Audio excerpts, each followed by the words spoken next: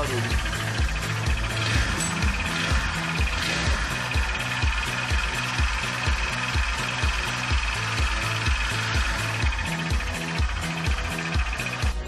Então pessoal, essa é a parte do motor, essa é a biela, os dois diamantes do fio, esse é o cilindro que riscou, esse é o pistão 0,50, eu não achei o pistão 0,25 para colocar não, é muito difícil, esse é o redentor do virabrequim, eu vou trocar também, essa ela funcionando já o barulho normal.